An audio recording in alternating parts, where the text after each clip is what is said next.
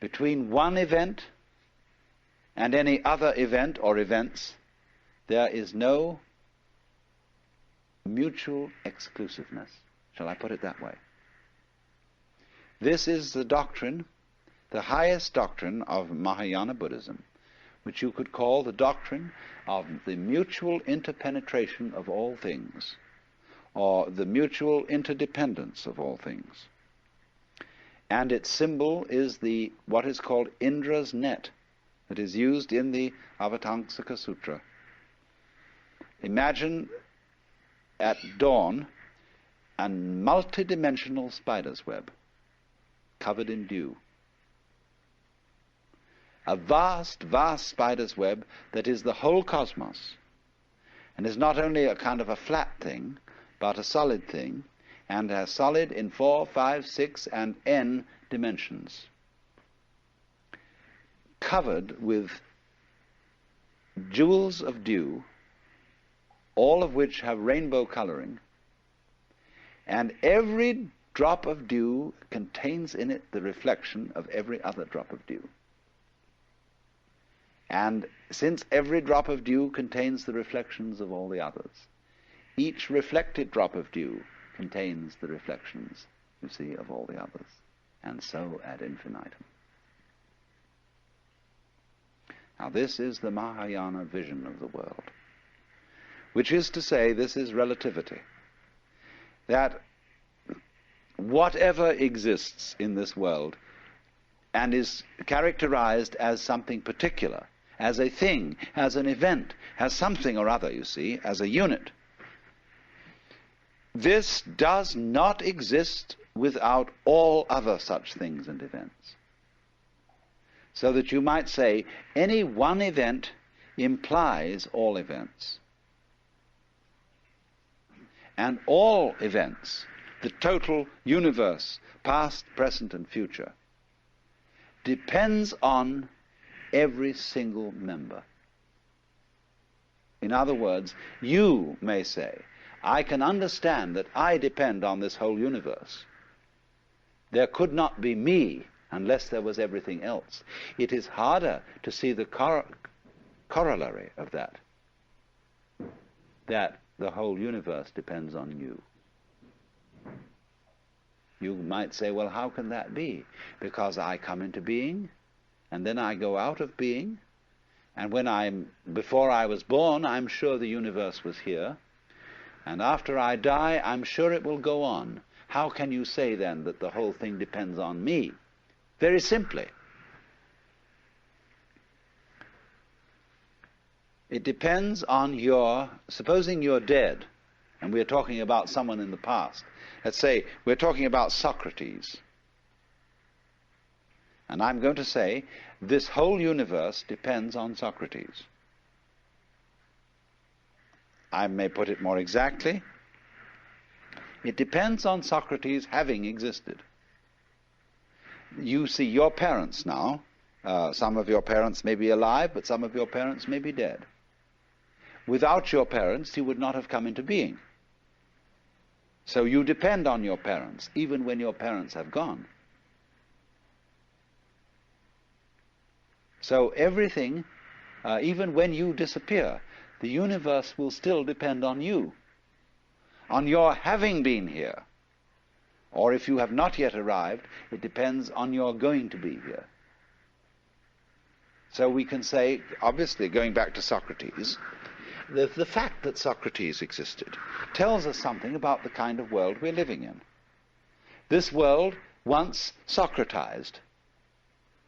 And that Socrates and his wisdom was a symptom of the kind of universe we're living in just the same way as I showed you that an apple is a symptom of a tree.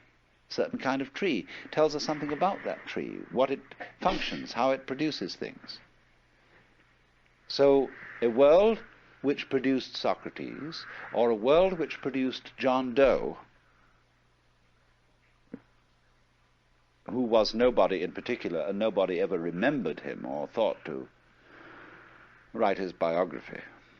Nevertheless, for all his obscurity, the whole universe depends on him, and it depends equally on every fruit fly, every gnat, every vibration of every gnat's wing, and it depends on every last electron, however brief its manifestation may be. So that what this is saying is that everything that there is implies everything else.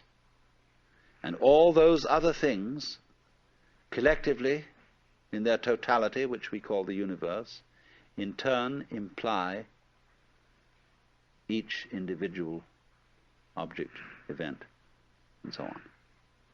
That's the meaning of Indra's net. So that this is called in Zen to take up a blade of grass and use it as a golden Buddha 16 feet high.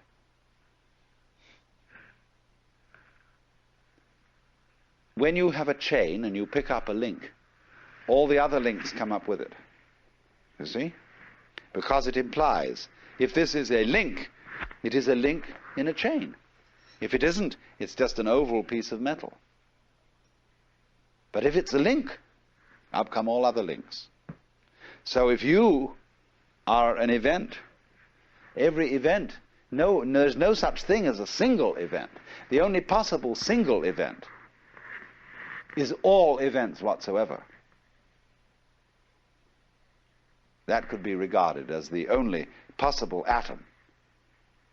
The only possible single thing is everything. But the things that we call things all imply each other. We know what we are only in relation to what we aren't.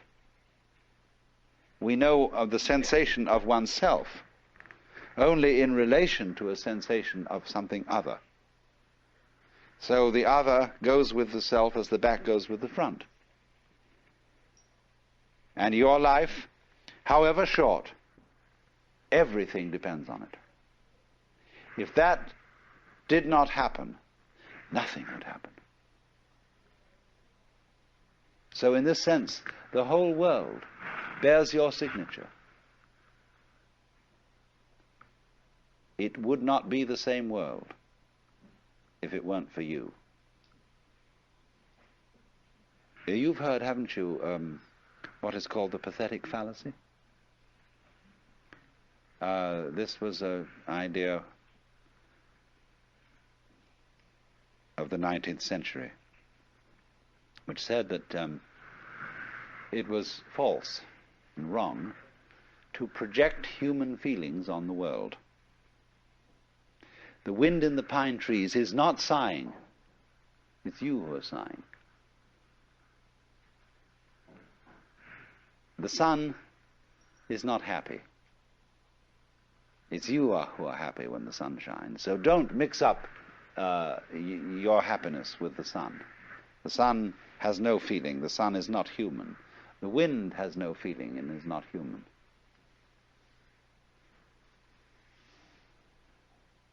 The poet says, the moon doth with delight look round her when the heavens are bare. And the logician says, no, the poet looks round with delight at the moon in the bare heavens. How awful. I mean, if that's the point, you see, better not say any poetry, just have prose. But actually the moon does look round with delight when the poet looks round with delight, because the world of which one symptom is the moon is the same world of which another symptom is the poet. They go together. A world where there is a moon implies a world where there is a poet. A world where there is a poet implies a world where there is a moon. So in this sense, the moon can be said to look round with delight through the agency of the poet. Because you can't separate poet and moon. Just as you can't separate head and feet without destroying the unity of the body. So in that sense then, this whole world is a human world. And we should not take the silly attitude or philosophy called the philosophy of the pathetic fallacy, which says outside our skins it's all inhuman and dumb and blind force, and only inside the skin is there the human world. All this world is human, because it depends not only on the existence of humanity in general, but on the existence of Mary Smith in particular. So the whole world is covered, as it were, with your personal signature. But at that moment when you suddenly seem to be everything, and to be Mr. A, you suddenly see the obverse of this, that your particular personality is nothing at all without everything else, without everybody else. I need, in order to be Alan Watts, I need every single other human being and the uncontrollable otherness of all those other human beings that I can't do anything about. They are going to be themselves whatever I do.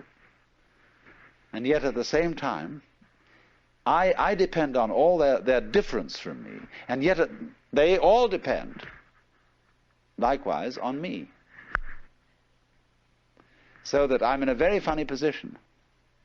The moment I would be egoless and say, I'm nothing without you, then suddenly I find I'm the kingpin. They all depend on me. Then suddenly, when I get swelled-headed about being the kingpin, I find I'm nothing at all without them. So everything keeps going blip, blip, blip, blip. In other words, the moment you think you've got it in one state, it transforms itself into the other. That's the Jiji Muge. Now, in Jiji Muge, you see, you've got a vision of the world in which everybody is boss and nobody is boss. There is no one boss who governs the whole thing. It takes care of itself. It's a colossal democracy.